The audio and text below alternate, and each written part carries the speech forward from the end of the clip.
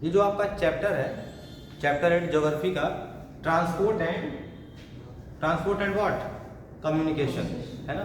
ये chapter most important chapter है आपके बोर्ड के एग्जाम के लिए। और सबसे बड़ी बात कि मैप का बहुत ज़्यादा वर्क है इस चैप्टर में, मैप का काम ज़्यादा है। हाँ, जब भी आप थ्योरी लिखिएगा तो बहुत सारे बच्चों के मन में ये रहता है कि सर थ्योरी में क्या मैप कैसे बनाएं, क्या हम लोगों को मैप नहीं मिलेगा? मैप मिलेगा आप लोगों को, लेकिन मैप जो मिलेगा वो सिर्फ मैप वाले पोर्शन के लिए ही मिलेगा। जैसे मैप से रिलेटेड कोई क्वेश्चन आएगा उसके लिए आपको मैप दिया जाएगा। हाँ, अगर आप थ्योरी लिख रहे हैं और आपको मैप बनाने की आवश्यकता पड़ गई तो जरूरी नहीं है कि जैसा मैप होता है बिल्कुल वैसा ही बनाएं। जैसे कुछ रोड वगैरह मैं बता रहा हूँ, आप उसको नोट करिएगा और मैप भी लगभग वैसा बनाइए। जैसे मान लीजिए अगर मैं अमेरिका की बात करूँ तो, है ना, तो आप ऐसे करके एक छोटा सा अमेरिका का डायग्राम आप ऐसे आप दे सकते हैं, ठीक है।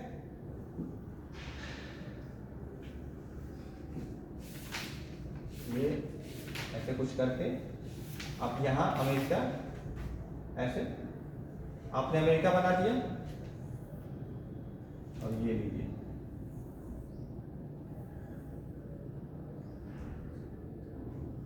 ये आपका हो गया, अमेरिका तैयार हो गया, ठीक है ना। यहाँ अब देखो कुछ इंपॉर्टेंट रोड वगैरह मैं बताऊंगा, उसको आपको मैप में देख लेना है। यहाँ पे कुछ कैरेबियन देश हैं, इनकी ज्यादा चिंता नहीं करनी है। एक चीज ध्यान देना है, अमेरिका में एक रोड जाता है जिसको हम कहते हैं पैन अमेरिकन हाईवे, जो लगभग अलास्का के नजदीक से लेकर अर्जेंटीना तक आता है ना। इस रोड को आप ध्यान दीजिएगा, जो कहीं कहीं यहाँ से शुरू होता है और ये रॉकीज माउंटेन से होते हुए, यहाँ पे छोटे छोटे मतलब बहुत बड़े पर्वत की श्रेणियां हैं, रेंजेस हैं, रॉकी माउंटेन, उससे होते हुए ये हाईवे कुछ इस तरह से पूरे अमेरिका, नॉर्थ अमेरिका को साउथ अमेरिका से ऐसे कनेक्ट करता है। और ये जाता कहाँ तक है? अर्जेंटीना तक। इस रोड को हम क्या बोलते हैं? पैन अमेरिकन हाईवे, है ना। इसको आपको ध्यान देना है, इस रोड को भूलना नहीं है। फिर अगर हम यूरोप में आएंगे, देखो और भी सारे हाईवे हैं, लेकिन जो मोस्ट इंपॉर्टेंट हाईवे है मैं उसकी चर्चा कर रहा हूँ। कुछ रेलवे भी अभी हम देख लेंगे। यहाँ पे अगर हम अफ्रीका में, यूरोप में आते हैं तो आपको मैं मैप बनाना सिखा दिया हूँ, ठीक है ना। मैप आप मोटा मोटी तौर पे ऐसे आप मैप बना सकते हैं, और मैप बनाने में ज़्यादा टाइम वेस्ट नहीं करना है। अगर मैप गलत भी बन रहा है तो ठीक है, कोई दिक्कत नहीं, वो एग्जामिनर समझ लेता है कि हाँ बच्चे ने यूरोप ही बनाया है ना। तो ये मान लीजिए आपका यूरोप है, ठीक है, ये आपका यूरोप वाला पोर्शन ऐसे, ये आपका यूरोप हो गया। यहां पे मैं बना दिया आपका,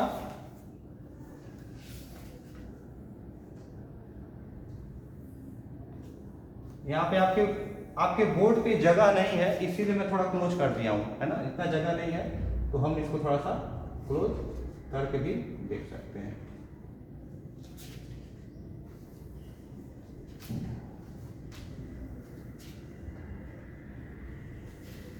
और ये आपका रसिया हो गया, है ना। ये आप ऐसे आप मोटा मोटा तौर पे आप ऐसे मैप बना सकते हैं। यहाँ आपको नीचे ऑस्ट्रेलिया दिखा देना है, इस साइड आपको ऑस्ट्रेलिया दिखा देना है, तो आप ऑस्ट्रेलिया कुछ इस तरह से बना सकते हैं, है ना। ये आपका ऑस्ट्रेलिया हो गया, समझ आ रहा है। अब देखो ध्यान से, कुछ चीजों को हमें ध्यान देना है। जैसे वो चीजें क्या है, आपको इधर भी कुछ रोड, कनाडा में भी कुछ रोड आपको दिखेगा, जो यहाँ गियना से लेकर और ऐसे केपटाउन तक जाएगा। अफ्रीका में गियाना से लेकर केपटाउन तक जाएगा और केपटाउन से होते हुए इजिप्ट की राजधानी कायरो तक जाएगा। इस वाले रोड को आपको नहीं भूलना है ना। यहाँ पर रसिया में एक जगह है, आपको रसिया में कहीं इस साइड आपको एक जगह मिलेगा, व्लादिवोस्टोक,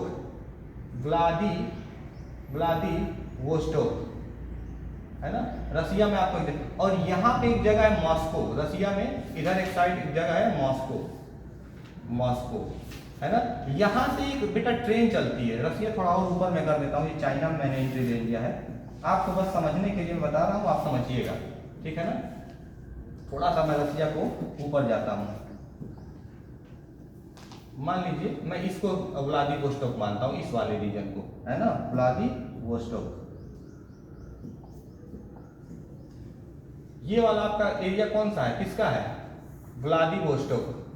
नोट कर लीजिएगा, व्लादिवोस्टोक। यहां से एक ट्रेन जाती है, क्या जाती है, यहां से एक ट्रेन जाती है, उस ट्रेन का नाम है ट्रांस साइबेरियन रेलवे। कौन सी रेलवे, ये यहां तक जाती है, मॉस्को तक जाती है, ट्रांस साइबेरियन रेलवे। इसको आपको याद रखना है, ट्रांस साइबेरियन रेलवे। अब साइबेरियन क्यों, रशिया का ईस्टर्न हिस्सा यूराल, यहाँ पे एक माउंटेन है यूराल माउंटेन, है ना, यूराल माउंटेन के ईस्ट की ओर साइबेरिया है, इधर आपका रशिया है, तो टोटल मिला के रशिया ही है। तो ट्रांस साइबेरियन रेलवे। ऑस्ट्रेलिया में ध्यान देना है, ऑस्ट्रेलिया में एक शहर यहाँ पे बहुत फेमस है, सिडनी, सिडनी। और एक शहर यहाँ पे बहुत फेमस है, पर्थ, सिडनी और पर्थ। यहां से भी एक रास्ता गया है, एक रेलवे गई है, ट्रांस ऑस्ट्रेलियन रेलवे। आपको इस बात को ध्यान देना है। अब देखो कुछ नदियों के बारे में भी हम पढ़ेंगे जो इंपॉर्टेंट नदियां है, जैसे राइन नदी। कौन सी नदी, राइन नदी, नीदरलैंड से लेकर स्विट्जरलैंड तक जाती है। मैप में देख लो ध्यान से, राइन नदी कहां से कहां तक जाती है, नीदरलैंड से लेकर स्विट्जरलैंड तक। 6 देशों को टच करती है, फ्लैंग नाम से, फ्लैंग, FLANGS, ऐसे याद रखिएगा। F मतलब फ्रांस, L मतलब लिंचेस्टेन, A मतलब Australia, N means Netherland, G means Germany, S for Switzerland, है ना। आपको ऐसे याद रखना है। तो ये कुछ हो गया। उसके बाद एक नदी और है, डेन्यूब नदी, जो आपकी यहाँ ब्लैक सी में जाकर मिल जाती है। तो ये कुछ फेमस और बहुत ज्यादा इंडिया में भी है, गोल्डन क्वाड्रिलेटरल रोड इंडिया में भी है ना, जो आपका श्रीनगर से लेकर तमिलनाडु तक जाता है। उसके बाद एक NH7 आपको मिलेगा, जो आपको आसाम से लेकर गुजरात तक जाता है। तो ये सारे छोटे मोटे जो रोड्स हैं, ये सारे आपको ध्यान देने हैं।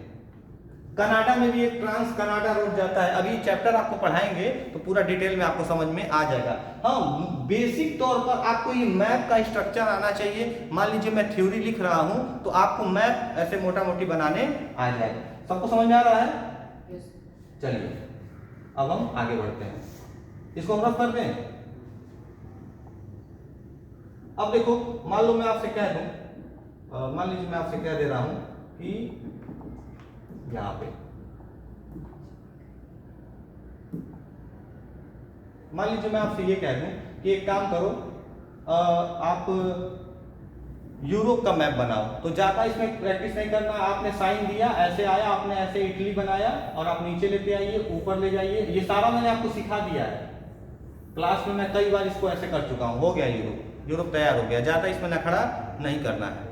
जैसे जैसे चैप्टर पढ़ेंगे जो भी मैप आएगा आपको क्लियर होता चला जाएगा, ठीक है ना। चलिए चैप्टर खोलते हैं, चैप्टर को स्टार्ट करते हैं।